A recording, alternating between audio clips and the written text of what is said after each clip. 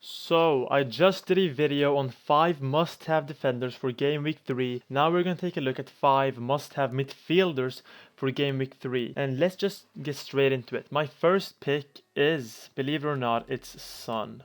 Now, why is it Son? You might think, okay, this is a bit risky.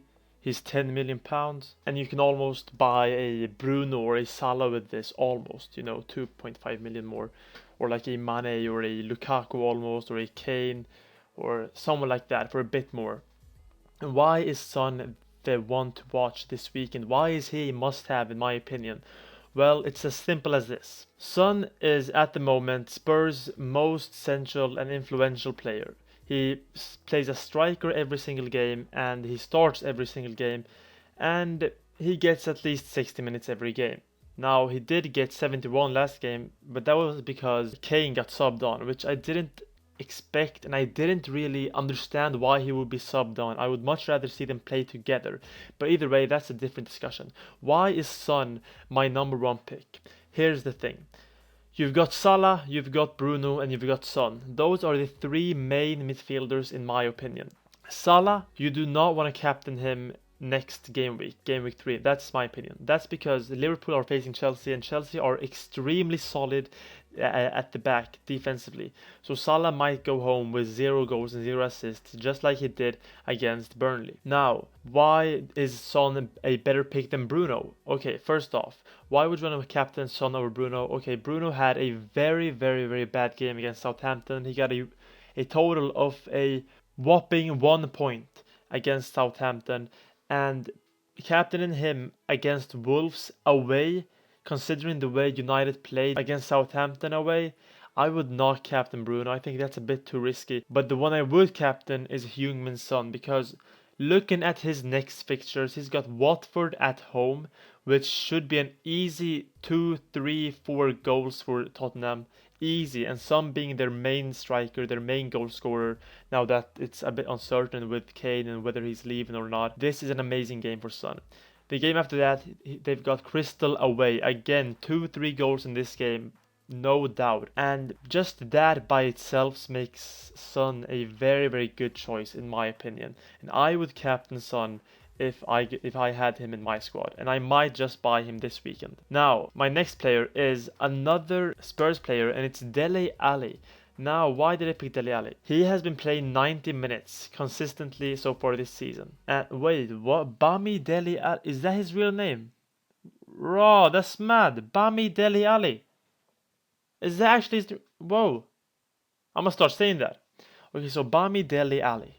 He's been playing 90 minutes so far this season in every single game, against City and against Wolves. He usually doesn't play that many minutes. I mean, last season he played 600 minutes, but this season it looks like the new manager, what's his name, Nuno, is really believing in Alli.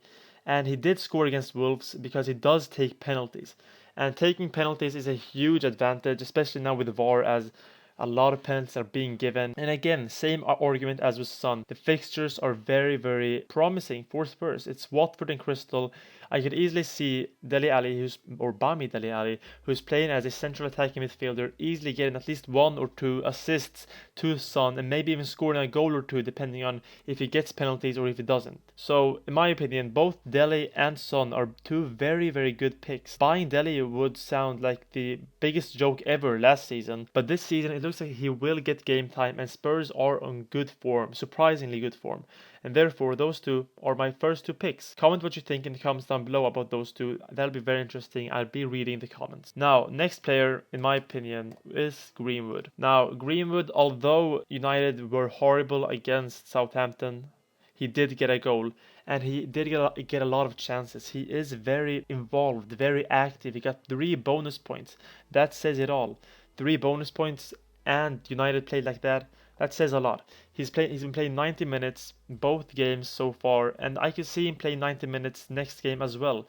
Even though Cavani might be coming back next week or the game week after that, I could see him play 90 minutes because against Southampton, when Sancho got subbed on, it wasn't for Greenwood, it was actually for Martial. So I think Ole really values Greenwood, and his form being this good, getting 2 goals in 2 games so far and 3 bonus points last game, I can see him doing bits against Wolves or Newcastle because United need to rebound, and I think Greenwood will be an integral part of that rebound.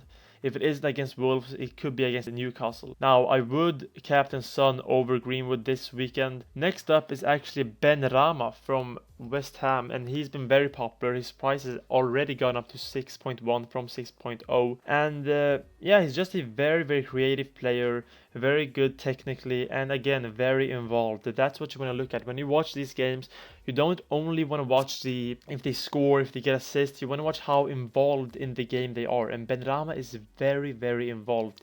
I mean, he did give 1 goal and 1 assist in the opening game against Newcastle.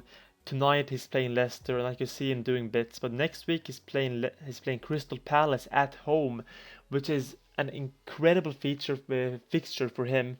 And after that it's Southampton away, so 2 very easy fixtures, and I can see him getting goals and assists because West Ham are looking very good. And yeah, I'll be very surprised if he doesn't contribute in both of these games. And therefore, Benrahma, again, he's my 4th choice. 4 very good midfielders in my opinion.